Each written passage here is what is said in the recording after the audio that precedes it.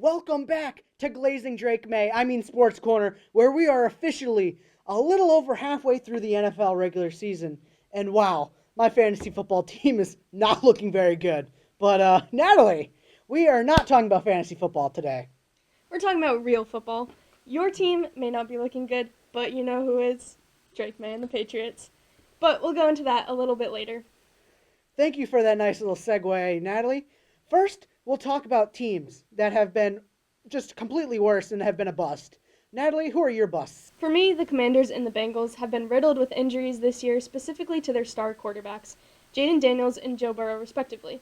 Burrow has missed several games with turf toe, although he is on the up, but Cincinnati has certainly struggled without him. So much so that they acquired Joe Flacco, who has kept them afloat, but they're still 3-7 at the time of this recording. Despite that, they're still not in last place. That would be the Browns. But we all expected that.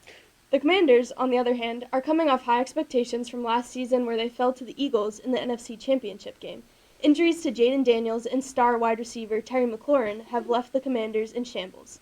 They have severely underperformed in the eyes of all NFL fans, but they're currently third in their own division behind the Cowboys, who have had quite the roller coaster of a season themselves.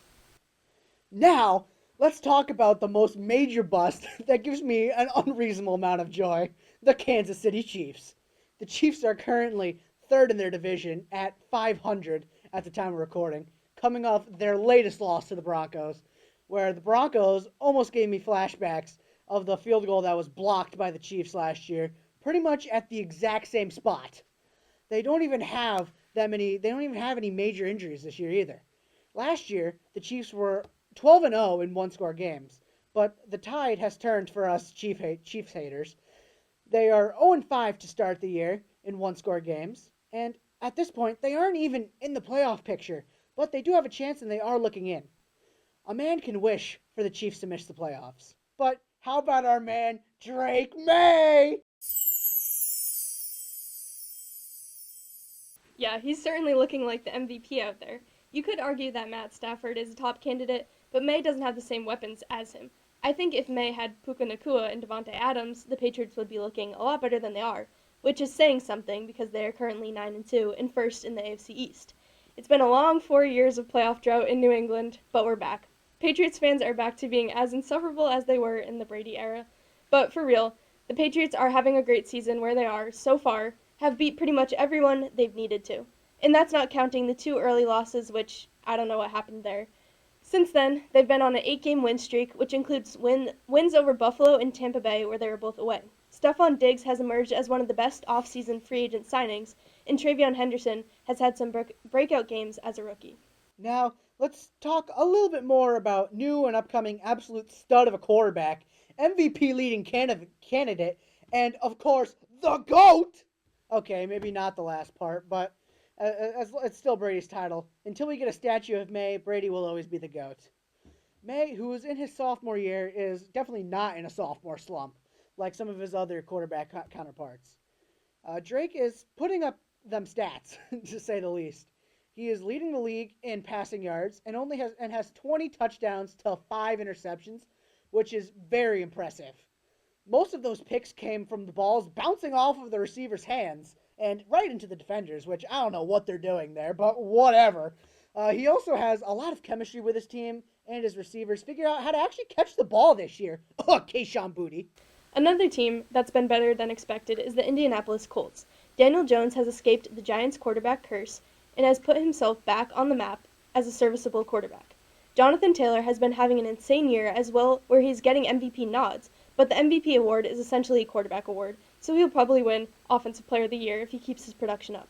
I don't think many people expected them to be this good, but 11 weeks in, they're 8-2 and leaders of their division. Now time for our playoff predictions. Let's start off with the Chiefs missing the playoffs because they're just the Chiefs. And Patrick Mahomes and Travis Kelce throw fits like the 5-year-olds that they are. I would love to say that the Pats make the Super Bowl, but being realistic, the AFC conference game is what they would make. The Pats win the AFC East because there's honestly not a lot of competition right now. And the Broncos win the West because they have just been on fire recently, especially just taking down the Chiefs last week. And they've just been playing great. A hot take, though, the Ravens take the North. The reasoning is the Steelers will go one game above 500 and lose in the wild card round like, they always do. In the South, I do have to say, this is the Colts year by far. They've been mowing down opponents left and right. The Colts have just been too good in general. Those are some definitely bold takes, Matthew, but I like it. As for the NFC, I think the Eagles are taking the NFC East. They don't look as unstoppable as they did last year, but they're still a great team. For the North, the Bears are currently leading, but I think the Packers will end up taking the division as we get into the final stretch of the season. For the South, I think Tampa will run away with the division title. The Panthers are sneaky good this year, but they've had some bad losses that I think have shaped their identity as a mediocre team this year. Finally, the West is a toss-up. The Rams and Seahawks are both putting up strong campaigns to win, but I'm taking the Rams behind veteran Stafford and their strong offensive core to keep winning games and extend their lead in the West. Thank you for watching this rendition of Sports Corner. My fantasy team is still Dogwater. I'm Matthew Harkey. Alongside me is Natalie Zona. Stay tuned next semester for our next episode to drop. Thanks for watching.